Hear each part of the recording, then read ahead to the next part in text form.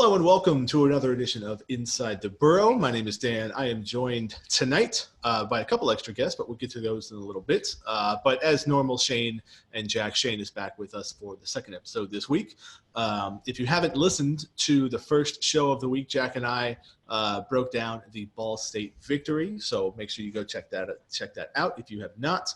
And tonight we're going to look forward to Wagner and some of the kind of changes that we might see in the stadium. So first off, I guess, Wagner is an FCS team. The series is led by FAU 1-0. This Wagner game was the start of the Carl Pelini era back in, 2012.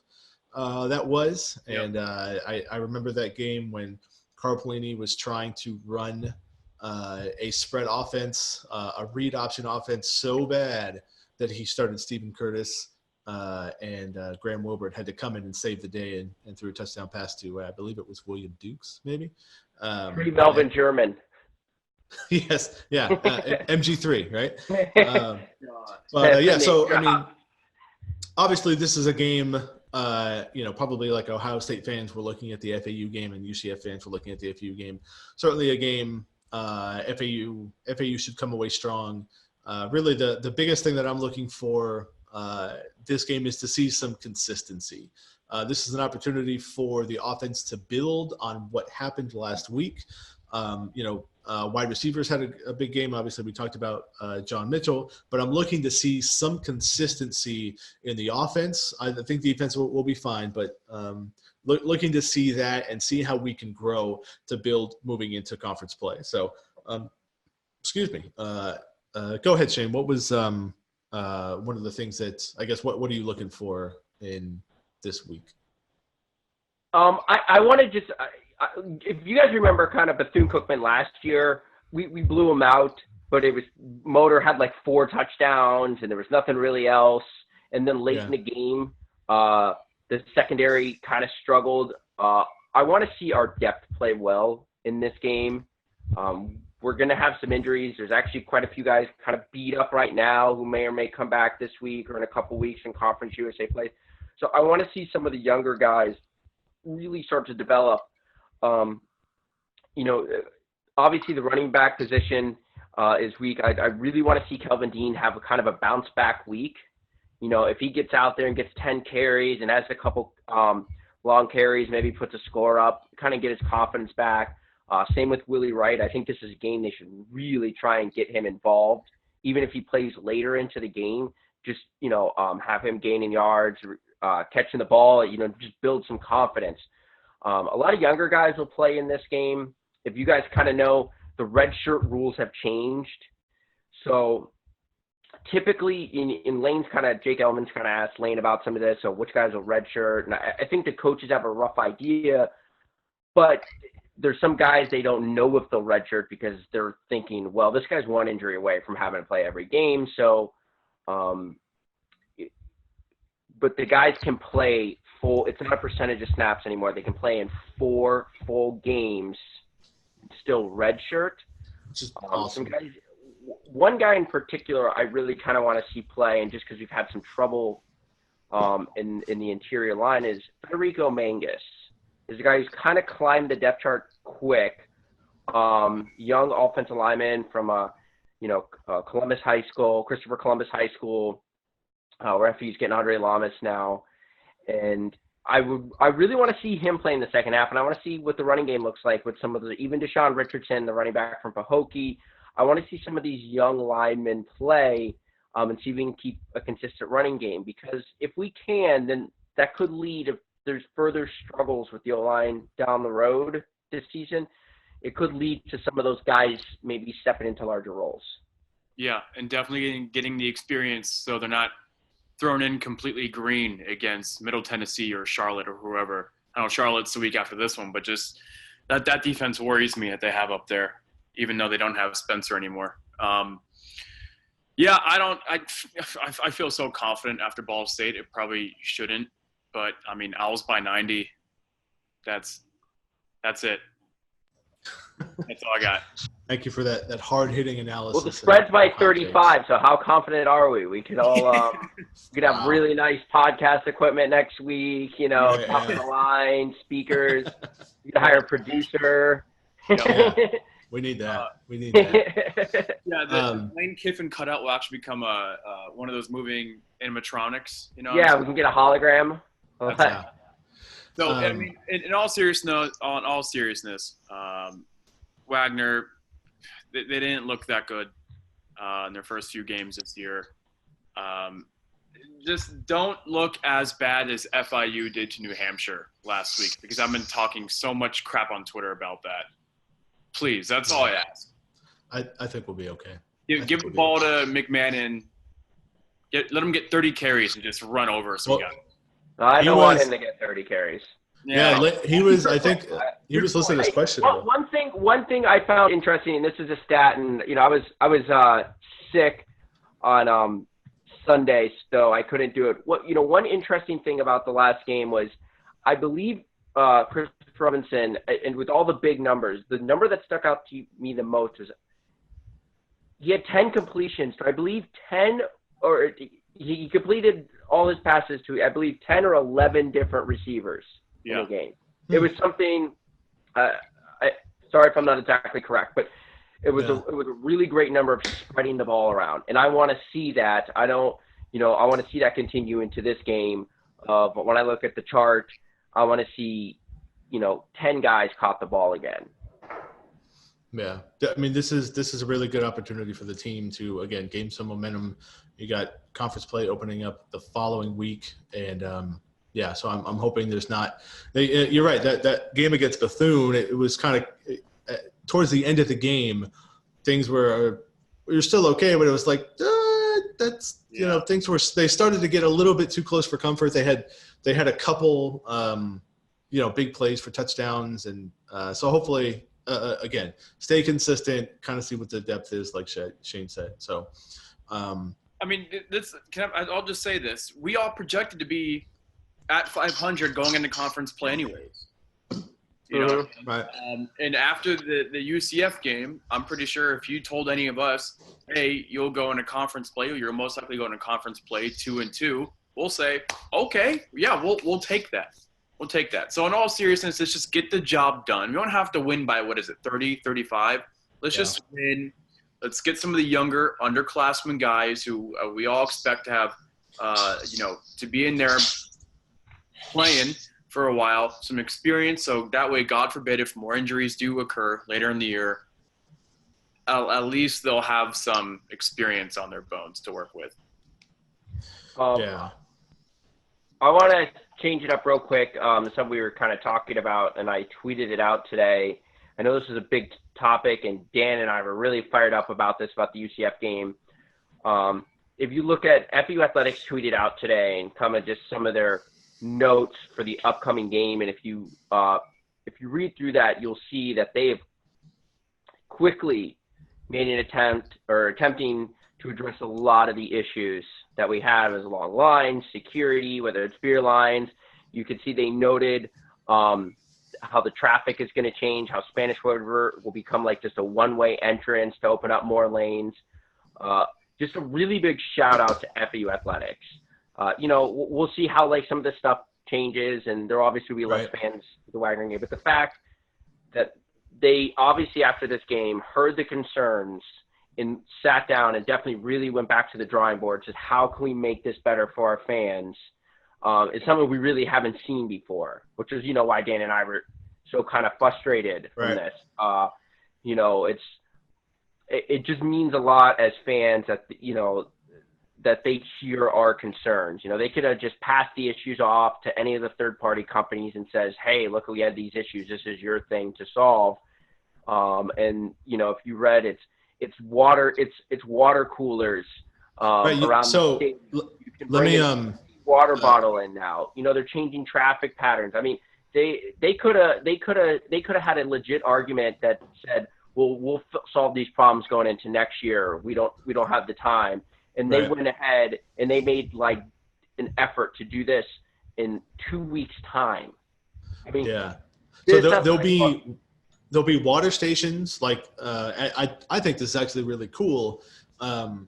Is FAU fans will be able to bring in a cup or a water bottle to refill at water stations. So free water stations, and they used to have those they're probably those great big water coolers with a bunch of spigots on it. So FAU fans can bring that. So keep that in mind. That's pretty awesome. There's also going to be, and again, this is one of my biggest complaints at the UCF game is there was plenty of space for the traveling beer stands or whatever. I forgot what the standalone beer stands or water stands. Plenty of space for them to be open just to get a bottle of water or a Coke or something instead of having to stand in line. I literally waited in line for 35 minutes to get a bottle of water and a Powerade. So that's a big thing for me. So I like Shane said, I appreciate that. And it's I think we'll start to see things that are more common sense as well. Like there's an empty space, put a water cart there. There's going to be a bunch of people that are going to come up and buy water. So, and again, that will eventually or inevitably really help FAU in sales. So to me, that's something that's really big. And then as far as the food line goes, there's not going to be people waiting for bottles of water in the food line. So the food lines are going to go faster. So it's nice to see that they're making an effort. We'll see. I drove by the stadium today. It didn't look like there were any more metal detectors out there, but I think there's going to be more personnel around the metal detectors. So we'll see. That'll be a big test as well. But again, security, it's like you don't want to get mad at security and stuff like that because it's certainly needed. But hopefully the flow will be moving a little bit better. So yeah, definitely. I'm happy to see all those changes. And they could work at this, and this is any football stadium across the country. There going to be issues for games 30 years from now. There'll always be someone that says, oh, they could do this better. But again, just the fact that they took the complaints and are just made serious conscious efforts to, go out and improve the product just shows how much they care. Again, I pointed out on my tweet that past leadership would have made no effort. Yep. And in 2 weeks, we already have like, this is what we're doing. This is what we're changing. This is how, it means a lot. It shows that even not, it's stadium operations kind of thinking big picture, with anything in our athletics departments, whether a team's not doing well or something like that we have leadership right now that's saying, okay, how can we make this better? Let's make this better. So just again, hats off to FAU athletics for that. Yeah. I mean, when Brian White released that statement the day after the UCF game, I remember tweeting, we have 110% in his leadership. And this statement that they put out on Wednesday is exactly why. The statement about the changes that they're going to be bringing to the operations.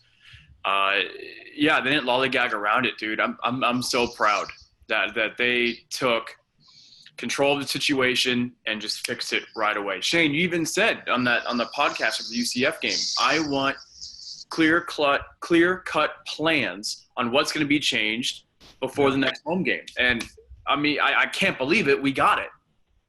Yeah, I mean, it's awesome. It's just like, and it'll take time because there's tons of UCF fans and stuff that don't know. But it's funny, on my tweet today, I even saw some UCF fans liked my tweet. They'll either follow me or saw or retweeted. So it shows that like they were even like, okay, I can see, how much FAU's putting an effort into this. So again, it's awesome. Looking forward to, being there Saturday night. Yeah, hopefully we won't have there shouldn't be, but hopefully we don't. We're gonna next week we'll be celebrating. Don't even. I knew what you were gonna say, Dan. Don't say it. We're gonna be celebrating the Wagner win and the short beer lines. Any rain? Well, no. See, that's what I didn't want Dan to say. Yeah, I didn't say it. So, thanks. Anyways, we have a special treat for you guys. Not one, but two guests with us. You may have heard them before. You may know the name. We are fortunate to have Ken LaVicka, the voice of the Owls, and former defensive MVP Kris Bartels on the show. Welcome, guys. Thank you so much for being on with us. Appreciate you guys having us. Yeah, it's our pleasure. Thank you. So yeah, we'll have some questions for you guys, but I guess one of the I'll kind of start us off with you guys, and I guess this will go for Kris. What is we're kind of seeing the defense seems to be getting back to that kind of 2017 aggressive kind of really making plays. What's something that you've seen this year out of the defense? Certainly a new defensive coordinator. What's something that you've seen that can maybe you're seeing a bit of a difference in the team? I think the creativity with how Coach Glenn Spencer is adding pressure to the quarterback. He's not just using a 3-man front or a 4-man front, but he's bringing a combination of different guys, providing the safeties, introducing a new star position, and Karan Hafiz into the box, and kind of using the athleticism of what the defense actually has and what they used in Lane's first year to help them make some big plays. Ken, I wanted to ask this to you, and then we have you guys. This is, we're going into week 4, so we've kind of already covered the first 3 games. We need to talk to you guys before the year. We know the first 2 games were difficult, but from your guys' perspective, especially after this week heading into Wagner, have your expectations changed at all? What's kind of your 10,000-foot view of the football team right now? Yeah, it's a good question, and Bartels and I have actually had a couple of conversations about this already. The way the first 2 weeks went, it's tough not to feel discouraged because things were so lopsided. And yes, quarters 2 through 4 in Columbus made you feel a little bit better, but then the absolute faceplant that happened at home really left you asking a lot of questions. I, last week, heading into Ball State, kind of spent the week trying to pick myself back up and tell myself, hey, we're talking about 2 of the top 5 offenses in the country. We're talking about, in my opinion, and Shane, I know you agree with this, UCF, in my opinion, is a top 10 team. Taking on 2 top 10 teams in the country, all the goals are still intact. And so, Kris talks about the defense. I do think that we're getting back to 2017 levels of aggression on defense. Has it been as good in the red zone, the defense, as we saw 2 years ago? No. But again, UCF and Ohio State. And I think that FAU, other than James Pierre's slip after Willie Wright's fumble last week, really showed some great things on defense. And I just think Chris Robinson's a year older. That's starting to pay off. I think Chris Robinson's been nothing but consistent to good so far through three games. So my view of this from afar, and what I would have told you 4 weeks ago before we went to Columbus, would be this is a team that is going to, in the final weeks of the season, be in the discussion for a Conference USA East Division championship. This is the most talented team top to bottom in Conference USA. And I think that if FAU stays healthy, and it obviously is not off to a good start with the running back core, I do think that FAU will be in the Conference USA championship game. Nothing in my mind has changed about what I thought a month ago in terms of FAU being a legit title contender in Conference USA. Ken, just to kind of follow up on that, and this is a point I kind of made, and before we all kind of stepped back, and I'm asking you this because you're around Coach Kiffin all the time in the show and interviewed him, and you guys for a few years now. After the UCF game, his press conference was the first time I saw like a little different attitude of, a lot of the just kind of fun stuff's worn off. We're just happy to have you. And it was this legit, I'm sorry to the fans. I understand this has to be better. And even last year was kind of rough, but we never saw that before. I mean, did you kind of notice that difference or, even after, when you spoke to him last week after the UCF game? Because, even this week he talked about the Ball State victory, like relief, almost just like, if we lost this one, we're starting to almost not get ugly, but it's just, we're heading really in the wrong direction. Did you kind of notice a little bit of different attitude almost? Yeah, I was really struck by his words, and it started when I talked to him for our radio network post-game show. I grabbed him right before he goes to address the media, and he said the word embarrassed for the first time with me and apologized. Now, he did this when FAU lost at Buffalo in the final non-conference game in 2017, said that he was embarrassed for the university for their performance. But it never got to the point of apology and how morose it was and how down he appeared and the discouragement that came from him after the UCF game. And one thing that I think FAU fans need to understand, because I see a lot of, Lane Kiffin doesn't wear FAU gear to the coaches' shows, or Lane Kiffin's still looking for his next job. The guy is fully invested in Florida Atlantic, and he's fully invested in South Florida. He has a great life in Boca Raton.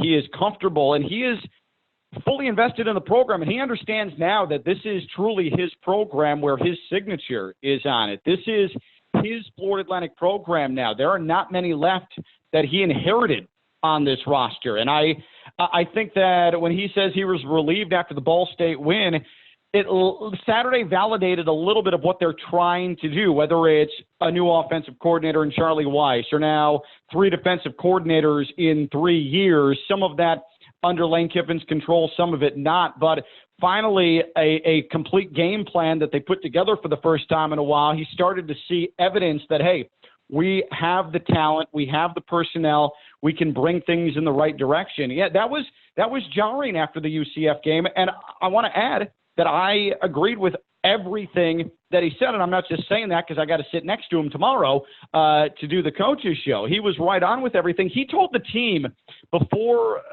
the game on Saturday, when they met on Friday night at the team hotel in Indianapolis, he said, last week sucked. I felt weird, like I was being judged if I went on in public wearing FAU gear because we were embarrassing last Saturday. And he said, players, I know you feel the same, walking through the CAF or the breezeway wearing your FAU stuff. You just kind of want to crawl into a hole.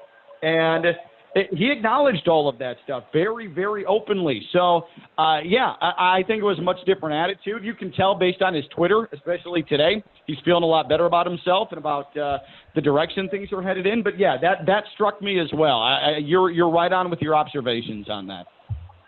How about something a little more positive here? And this is going to go for both Ken and Kris. With the 3 games into the season, I want both of you guys to give me one player that you are surprised, someone's performance the past few weeks you're surprised with in a good way. And then coming up with the Wagner game, coming up this Saturday, an FCS opponent, give me an underclassman or a lesser-known player that all things keep an eye out. Bartels, you're up. All right, sounds good. I think for me, it's number 27 on the defensive side of the ball. Devon Brown's been all over the field. And his leadership and ability to adjust the coverages, communicate with the other defensive backs, sometimes go down to the defensive line and adjust them to make sure they're in the right gap. That definitely stands out to me. In regards to underclassmen, I'm going to keep it on the other side or on this side of the ball with defense. Amon Ross is just doing a terrific job. Finally getting some playing time from special teams last year. I think we'll see him, number 5, again, playing that star position, playing, wherever Coach Spencer's going to put him.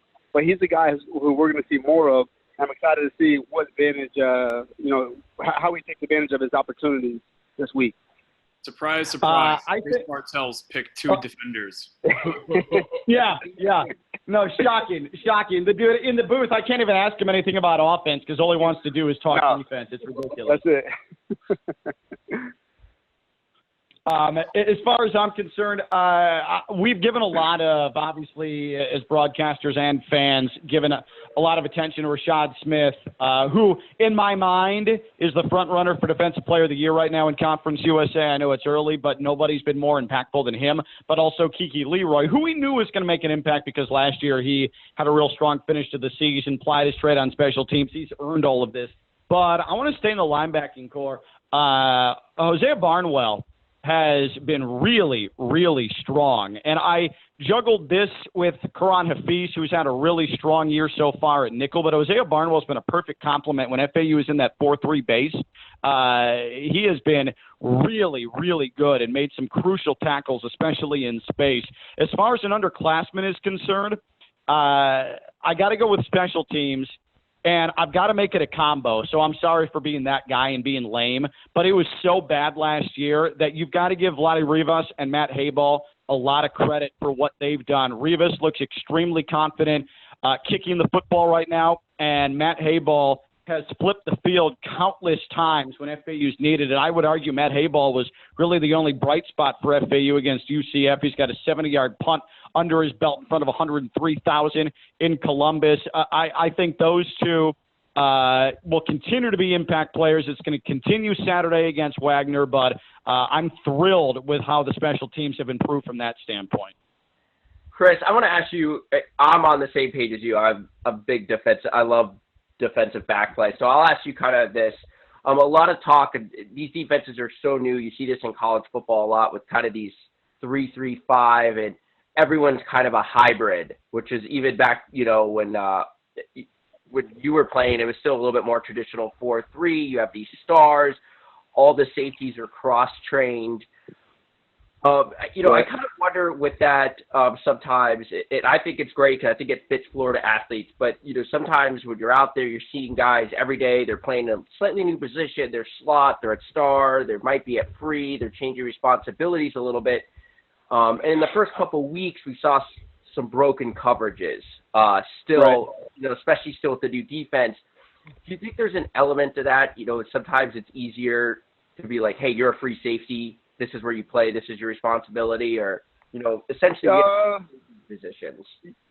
Yeah, kind of. I think at the end of the day, those positions are really for the fans. They're for you and I who are able to label the players by the position that they play. But when it comes down to it, for these defensive coaches, all it really is a chess match. So if a person has a deep third role in that defense, or a drop down role in that defense, say a hook to curl or quarter flat defender, it doesn't matter if you label them a corner, a safety, a linebacker, a star, a jack, whatever you call them.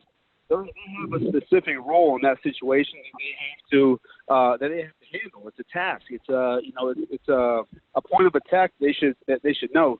So on one hand, I would say no, it doesn't matter.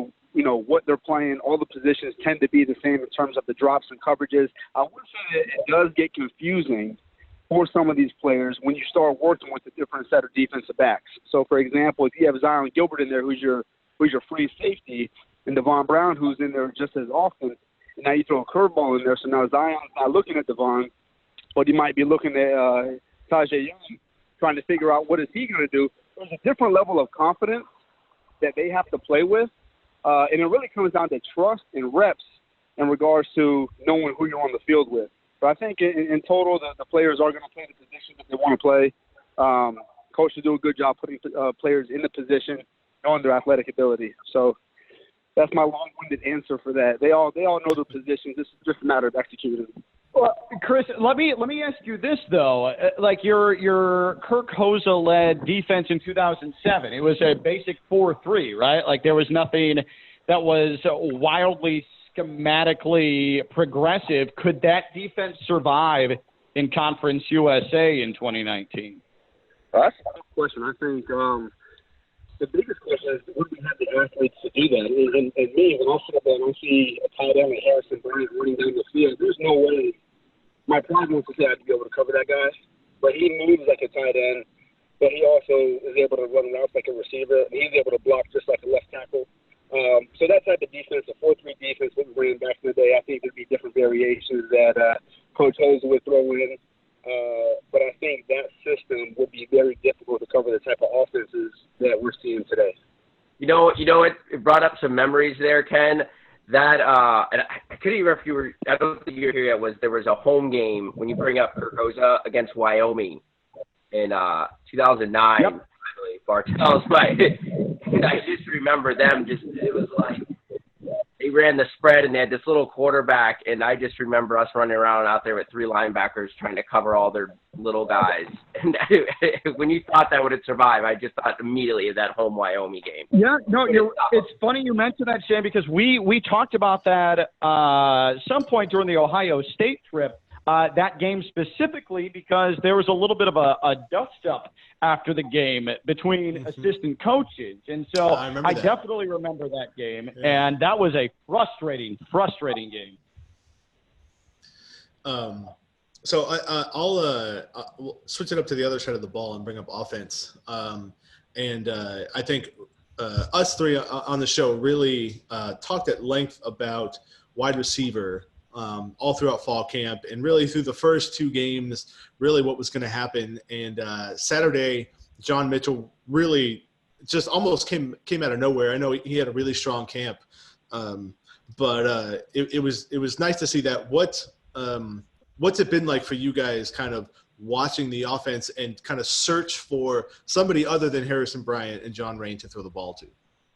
Look, Chris, I don't want to speak for you, but I think I'm pretty accurate when I say neither you or I had a crazy expectation for the receivers because all we heard during spring and fall from Lane is that he was concerned about the position and people inside the program that that's the thinnest position that they had. So I'm not surprised by in the first 2 weeks the lack of productivity from that position. And this isn't trying to disparage Pico Harrison or John Mitchell or any one of those guys or Willie Wright, but it's been frustrating because last year they were largely a non-factor.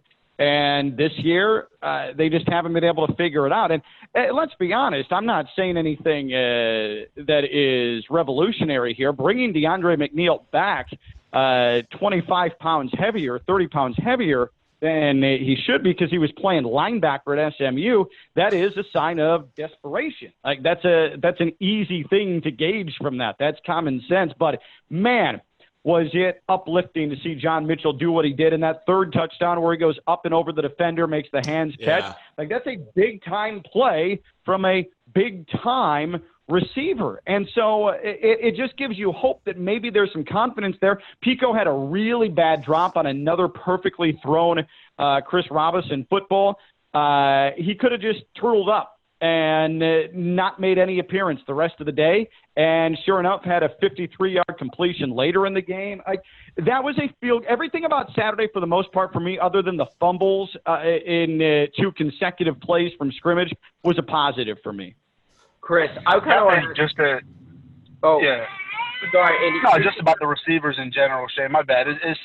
Ken's right. We weren't sure who was going to show up. I think a lot of the credit has to go to Coach Weiss in regards to the play design. A lot of those plays were set up plays from what he ran earlier in the day, and I think the big plays that John Mitchell made are just going to build his confidence. I think he's going to be a guy that leads the conference in a lot of targets with gaining the confidence of Robinson, but also receptions. He's a bigger guy who could kind of out-muscle a lot of these corners that they're going to see throughout the conference.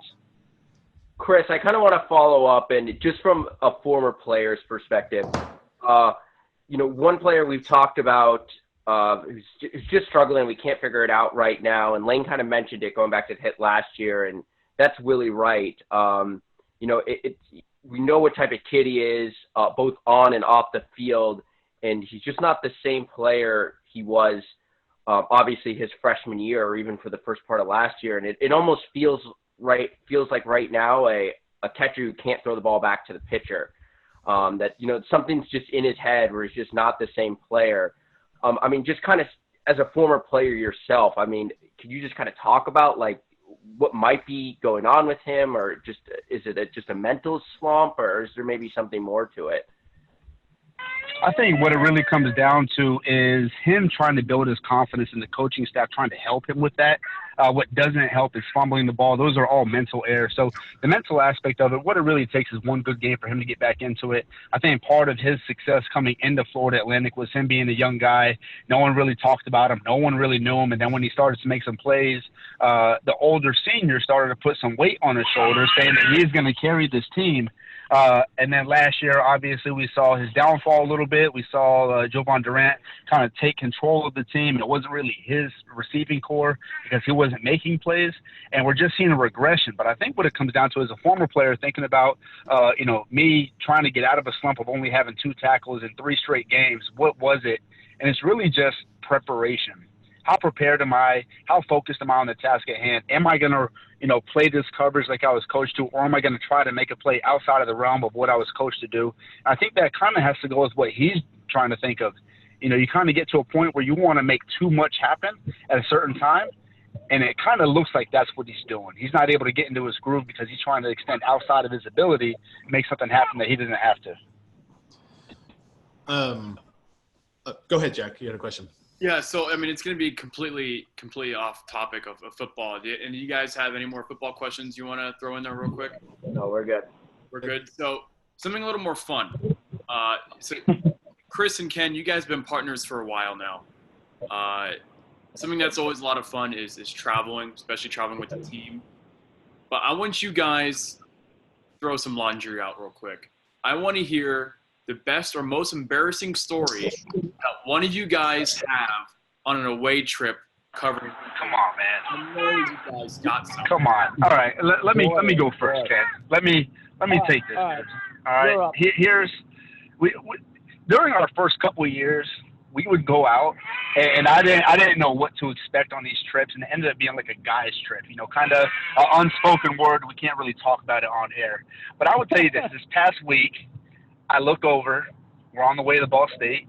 Ken's doing his prep, has his right leg crossed over his left knee, and he has on these short white socks.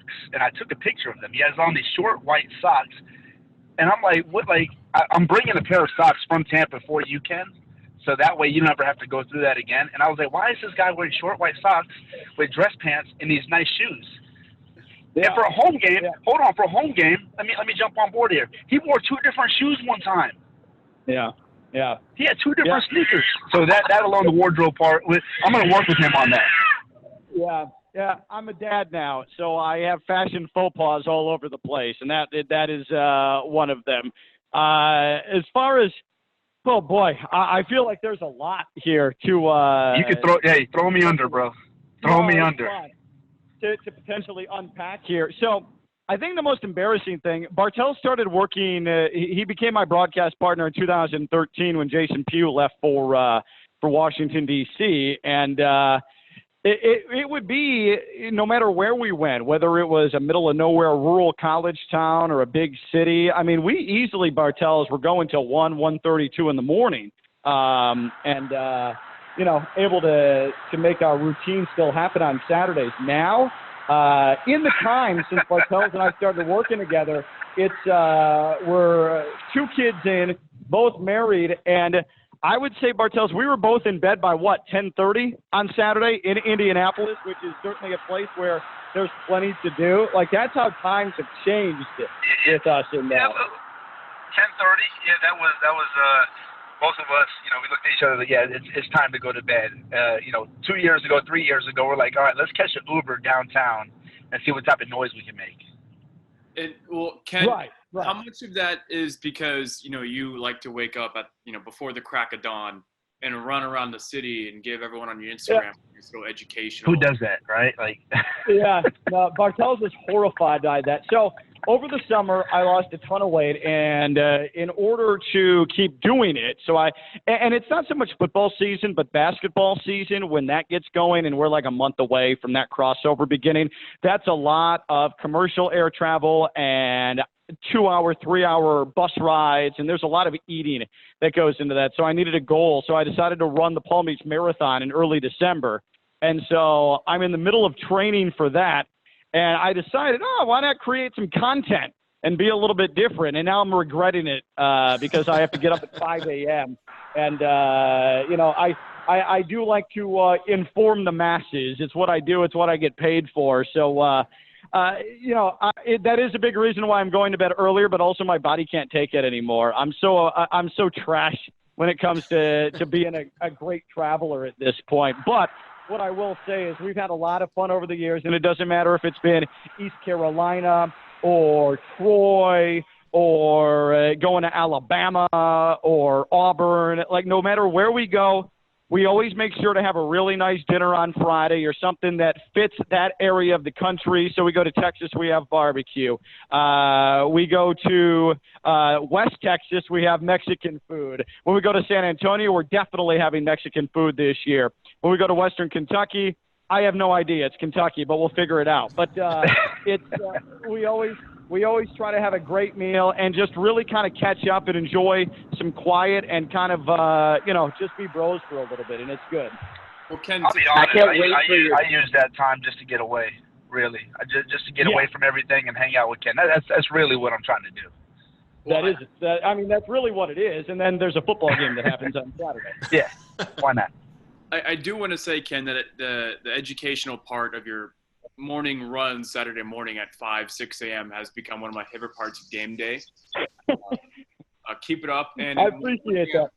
Yeah, and one thing I've learned is that calories don't count on travel days. So keep that in mind. But good luck with the marathon, bud. That's awesome. No, that is wise of you, Jack. I appreciate that. I am a big nerd, and I need to bestow information upon somebody, so I figured why not make this a thing. I don't use Instagram enough, so put something on there. But what's good, unfortunately, we didn't stay near Ball State's campus. We did stay right on Ohio State's campus. We'll be staying on Charlotte's campus or right outside of it. So next Saturday, you'll get a face full of University of Charlotte information. That's it. Can't wait.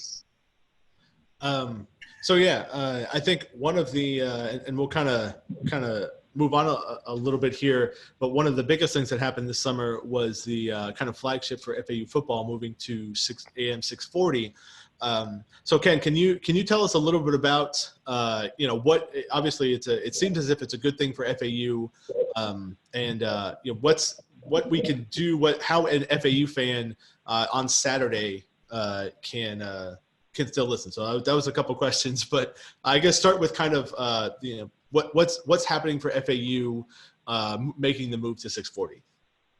Yeah. So and full disclosure, I am a full-time employee and have been for a long time of ESPN West Palm, now the former flagship, and so obviously from our standpoint, it was monumentally disappointing to lose the rights to FAU because we took a lot of stock in it.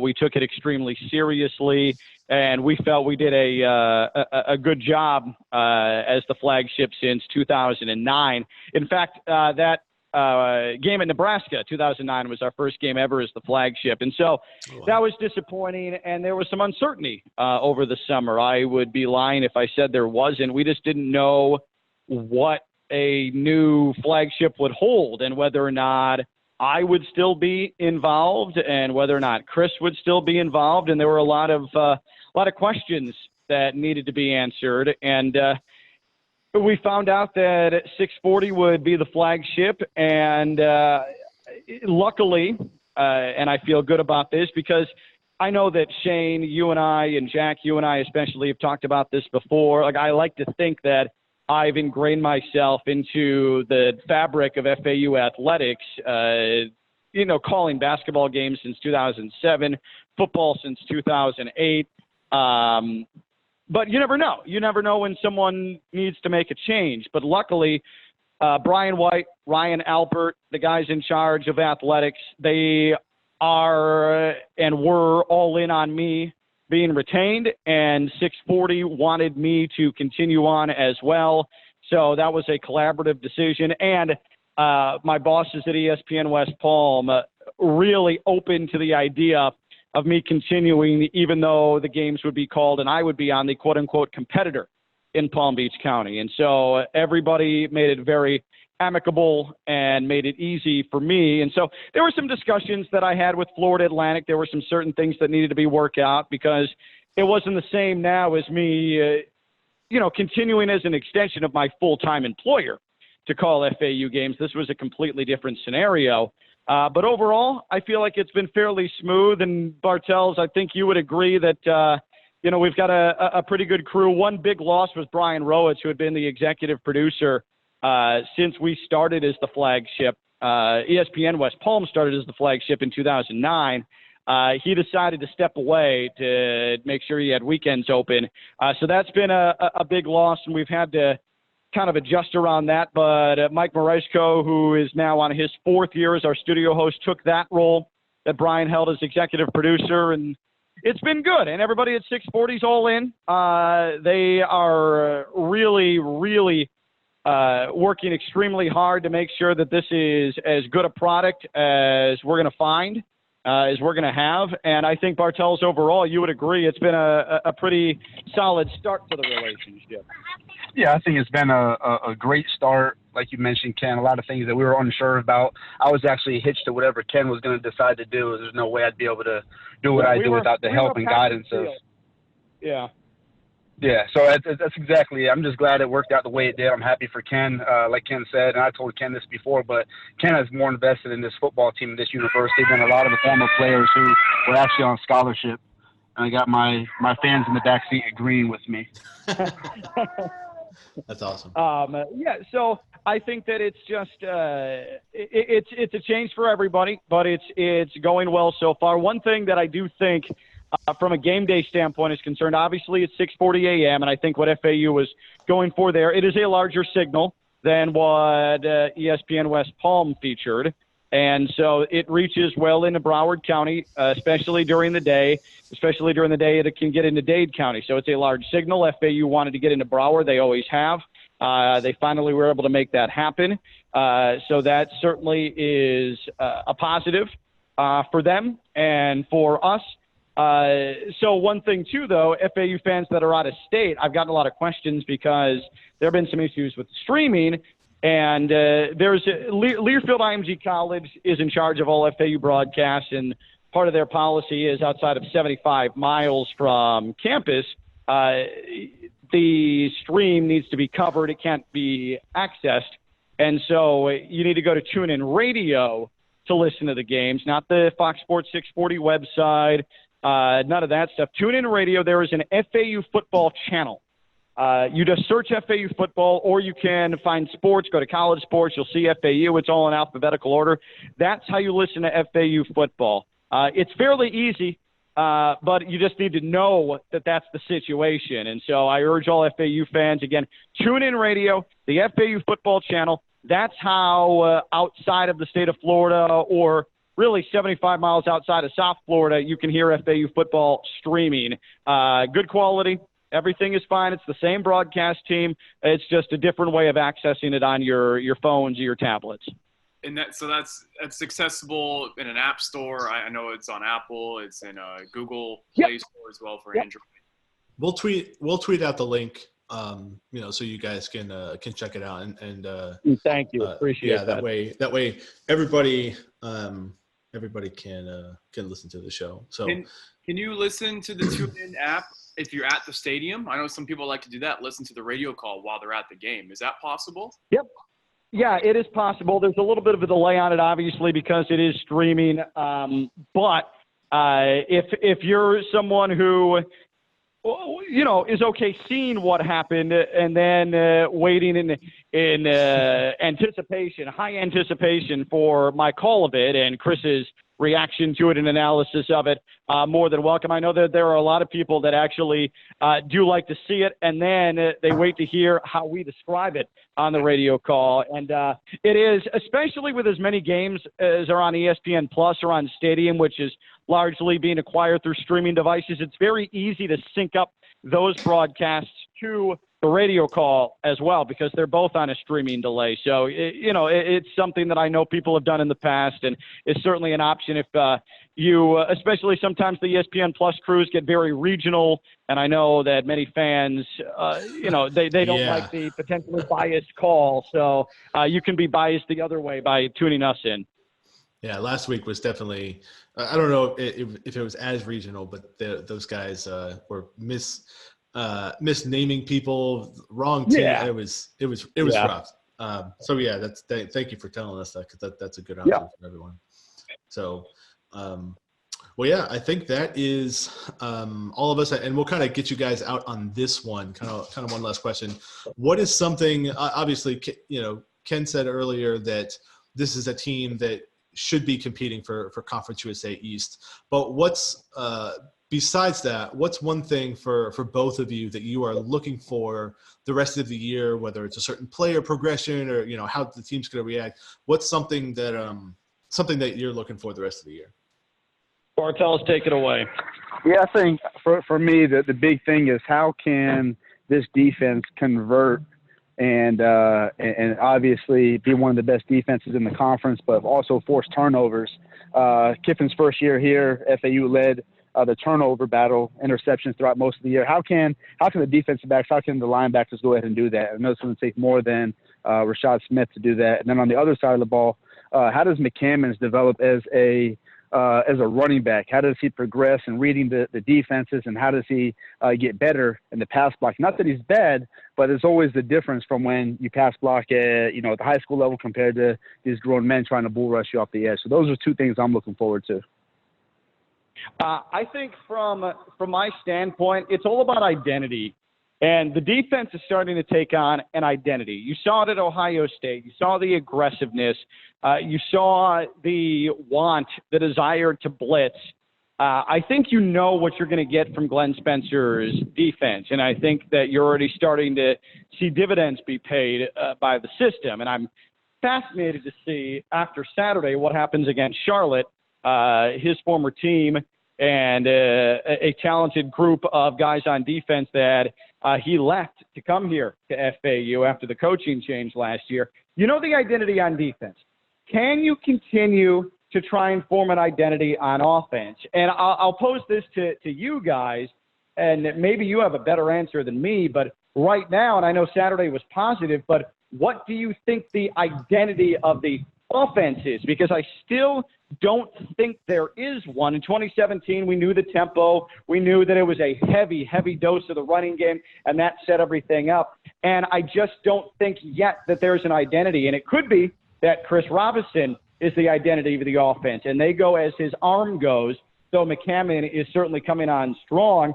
The tempo is starting to look a little bit better, but I still don't see a full-fledged identity, and maybe that gets hashed out in the next couple of weeks. But what do you guys think the offensive identity is?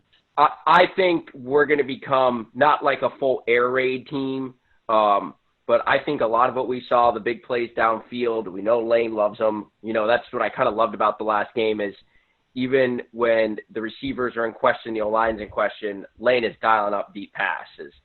Staying aggressive that way. I think we are going to become a pass-first team, and I think the running game is going to just because of injuries and just how young the guys are, is going to complement that.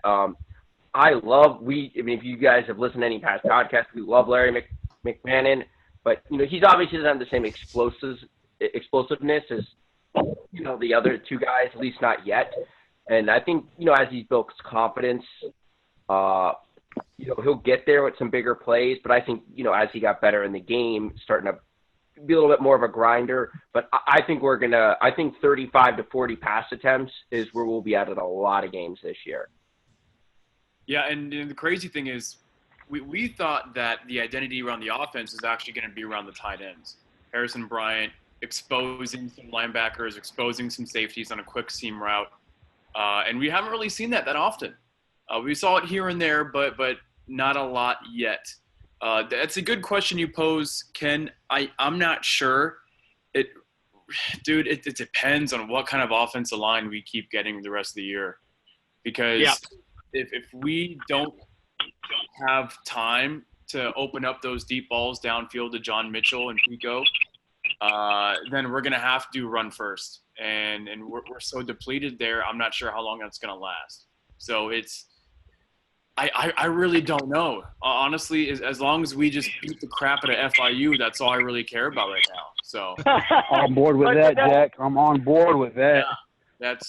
But that's my point, is that we don't know exactly the identity of the offense right now, and partly because I think that's a good point, Jack. We don't know what the offensive line is ultimately going to be, and they answered the challenge. I mean, there were jobs up for grabs Saturday, and everybody responded. Robinson, I've never seen an FAU quarterback have more time to sit back there in my decade of doing this than Robinson did on Saturday, but we don't know the identity yet. And so that's what I'm looking for. The offense needs an identity, and then I think things will really start to flow. But this is a good football team, and I want FAU fans to understand that the talent is absolutely there, and I think the coaching is there. It's just a matter of how do you match up with the rest of the East Division, because that's clearly the superior division in the league. Yeah, definitely. I agree. All right. Well, we really appreciate you guys being on with us tonight, and we look forward to listening to you guys for those that are going to be listening in the stadium this weekend against Wagner. And, we definitely appreciate you guys being on with us. All right. Thanks for having us. Much appreciated. Yeah. Let us know when it's fun. Thank you, guys. So we thank you guys for hanging around with us. We went a little long this week, but we think it's worth it because of Ken and Kris Bartels. We really appreciate them being on the show with us, and that was a fun interview that we were able to do with them. And so yeah, make sure to check us out on all your favorite podcasting apps. And FAUOwlsNest.com, kind of the home base where we are. Check out the forum. There's lots of great conversations going on there. And also, if you care, check us out on YouTube. I've noticed that our YouTube hits are going up a little bit. So YouTube is also a place that you can check us out at FAU Owls Nest. Just search FAU Owls Nest on YouTube. You can watch the video there. Apple Podcast, Google Play, and all this stuff, or Google Podcasts, I should say. So again, we thank you guys for being with us. Make sure you check us out, FAU Inside the Burrow on Instagram and Inside the Burrow on Twitter. So thank you guys so much, and we will see you next week talking about Wagner. Go Owls.